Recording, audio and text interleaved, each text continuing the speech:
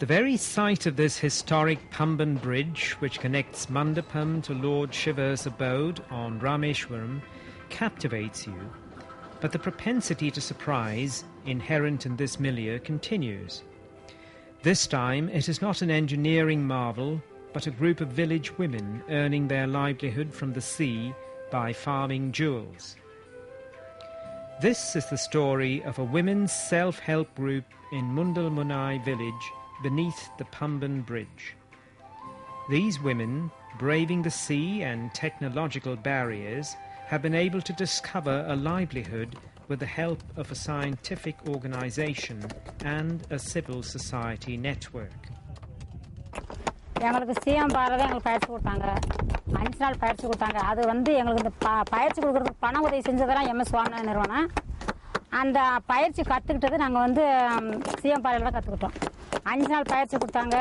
அதில் வந்து எங்களுக்கு இந்த எப்படி இடம் தேர்வு பண்ணுறது, அந்த ஃபார்ம் எப்படி அமைக்கிறது, பூண்டு எப்படி பின்னுறது, சுப்பி சுத்தம் பண்ணுறது, இந்த ஆப்ரேஷன் பண்ணி எடுக்கிறதுக்கு எல்லாத்துக்குமே CMFRI தான் எங்களுக்கு கற்றுக்கிட்டோம்.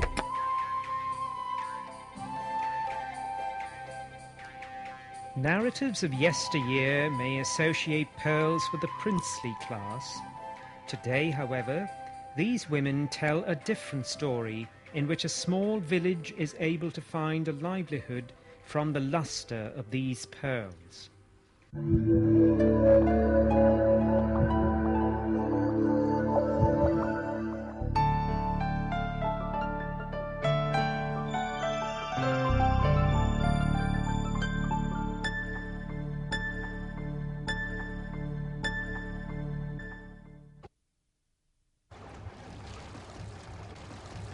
என் பேர் ஒமையண்ணே.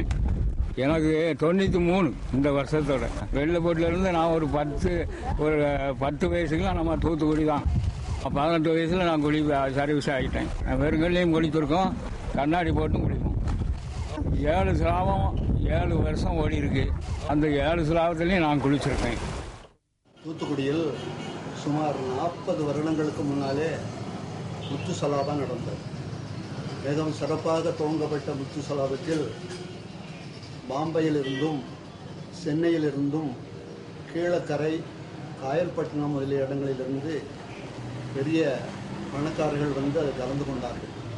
அந்த முறையிலே அவர்கள் முத்து சலாபத்தில் ஆயிஸ்டர்ஸ், அதாவது சிப்பிகளை கடலில் இருந்து எடுத்து கொண்டு வருவார்கள்.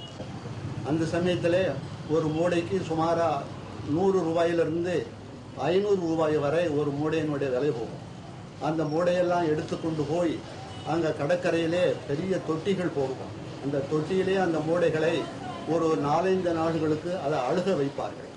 அழுக வைத்ததுக்கு அப்புறம் அதை வந்து பிரித்து ஆயிஸ்டர்ஸிலிருந்து முத்து சிப்பியிலிருந்து அதை பிரித்து எடுத்து அவர்கள் அதையெல்லாம் முத்து திரும்ப கேதர் பண்ணுவார்கள். தூத்துக்குடி துறைமுகத்தில் எடுத்த முத்துகள் தான் மிகவும் பிரபலமானவை. அவைகள் மற்ற அந்நிய நாட்டுக்கு போகும் பொழுது இவர்களுக்கு விலை கூடுதலாக கிடைத்தது பாம்பே வியாபாரிகளுக்கு. மற்ற பஸ்ரா, ஆப்பிரிக்கா போன்ற இடங்களிலே எடுத்த முத்துக்கள் இதை விட லஸ்டர் குறைந்ததாகவே இருக்கின்றன என்பதை நாம் கண்கூடாக பார்த்துருக்கிறோம். அதுலேயும் பெரிய முத்துக்களை எடுக்கும் பொழுது பெரிய முத்துக்களெல்லாம் ஒரு முத்து வந்து அதுக்கு கேரட் என்று சொல்வார்கள். அதெல்லாம் ஒரு கேரட் முத்து கூட கிட்டத்தட்ட 10,000 ரூபாய்க்கு விற்றதாக நாங்கள் கேள்விப்பட்டோம்.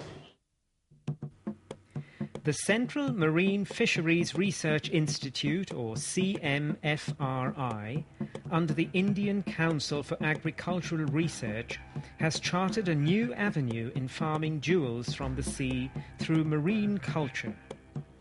The frantic search for fortunes from seabeds had resulted in the dwindling of pearl oysters, and the government had banned pearl fishing from seabeds. To meet the demand for pearls, CMFRI has been able to provide alternative means by developing a technology for marine pearl culture.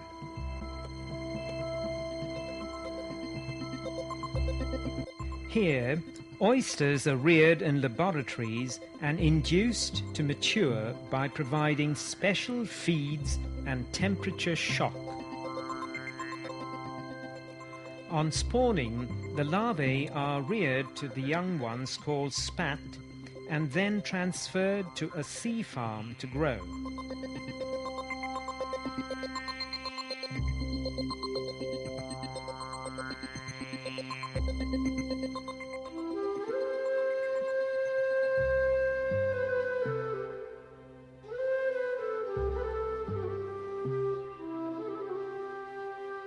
These oysters are then brought back to the laboratories where, with the application of chemicals like menthol, they are induced to open their valves.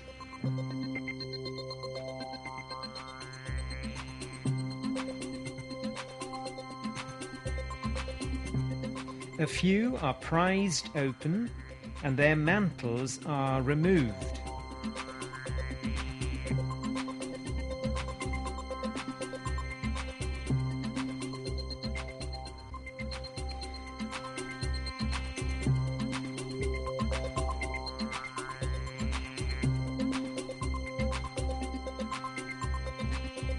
Each such mantle is cut into pieces that are about 2 square millimeters.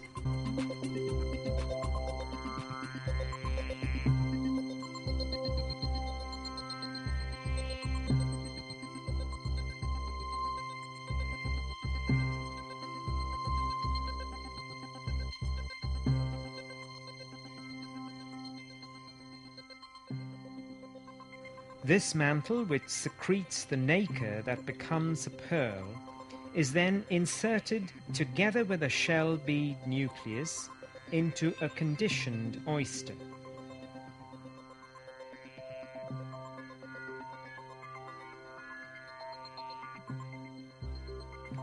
Specially designed surgical instruments are used, and the oyster is mounted on an oyster stand for the procedure.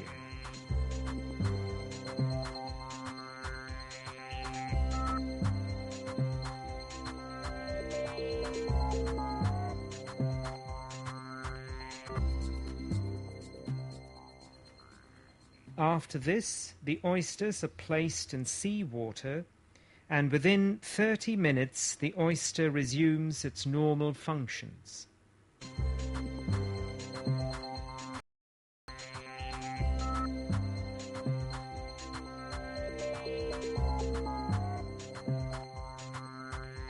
The oysters are then placed for convalescence in Netlon baskets and hung in tanks containing aerated seawater for 2 to 3 days. These oysters are then placed in cages, numbered with plastic tokens, and transferred to rafts or racks in farms. To obtain pearls of good quality, oysters should be grown at depths of 5 to 10 meters in the sea. After 4 to 6 months, the oysters are taken out and the pearls are harvested.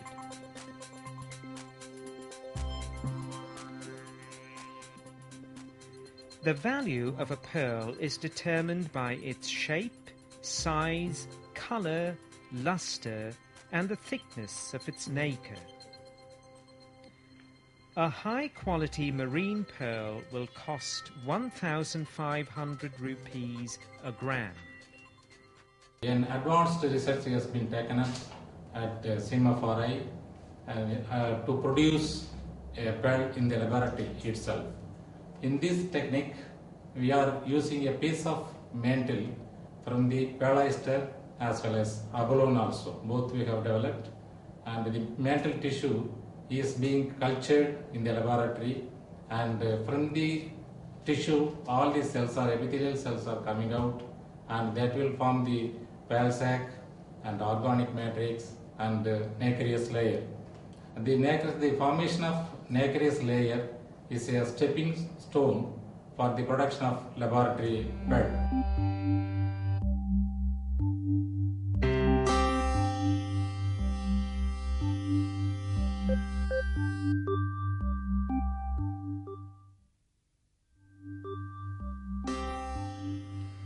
The technique of culturing pearls has been refined and modified to make mebe or image pearls.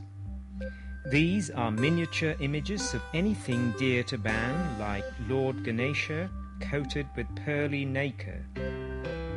This involves the use of calcium carbonate powder with resin gum to make a semi-solid substance, which is molded into a base image. This image is inserted into the oyster in a much simpler way than the shell bead nucleus.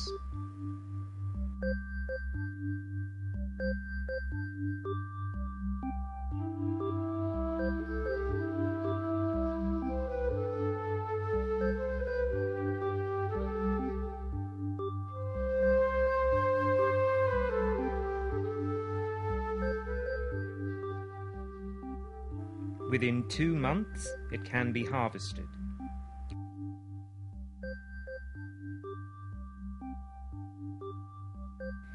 These images are then converted into beautiful, high-value lockets and rings.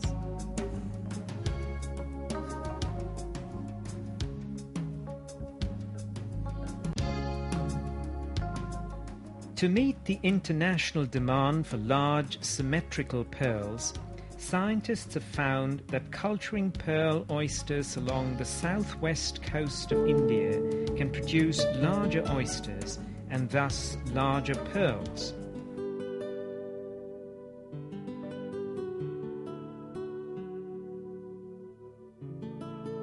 In another technological intervention, scientists of CMFRI have been able to create pearls of different hues.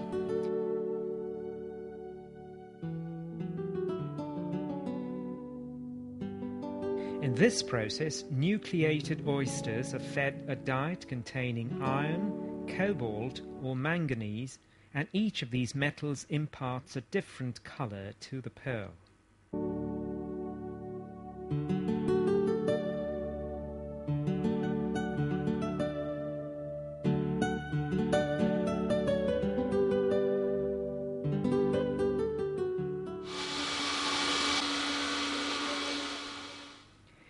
In the heart of every pearl, there is a shell bead nucleus. These are manufactured from mollusk shells.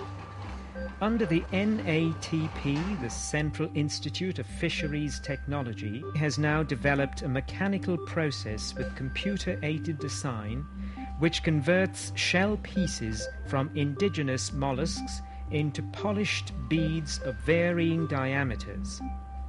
This indigenous effort will end India's dependence on shell beads imported from Hong Kong, Japan, and Taiwan.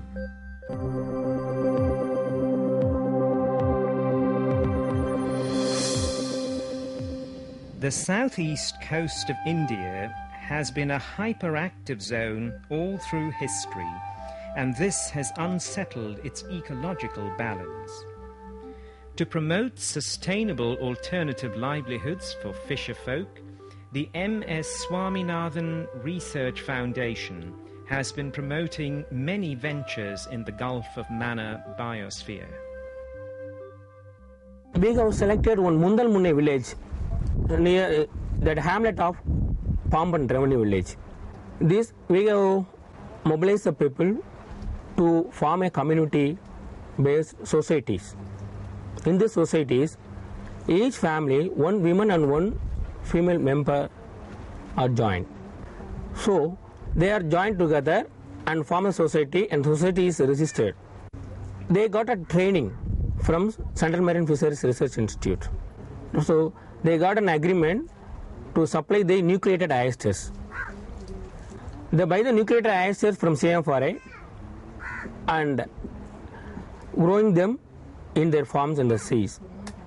We have planned to establish 3 clusters in the coastlines of Gulf of Mannar. Each cluster has 3 villages. In each village, 10 families will be involved in agriculture program. So totally 90 families will be involved in agriculture program. ஆமா இதுல செய்யற மாதிரி இன்னும் ஒரு 10 குடும்பம் இதுல முன்னேறி இத கத்துக்கிருச்சுன்னு சொல்லி சொன்னா கொஞ்சம் அதுகளும் கொஞ்சம் வாழ்க்கையில முன்னேறன மாதிரி இருக்கும்ல ஒரு தொழிலையும் கத்துக்கிறது மாதிரி இருக்கு. Govindama and Suryakala are among the enterprising women of Mundalmunai village who have shown that their future is secure through their unique synergy with a technological institution and a civil society network. Their success story will be a beacon to guide many others.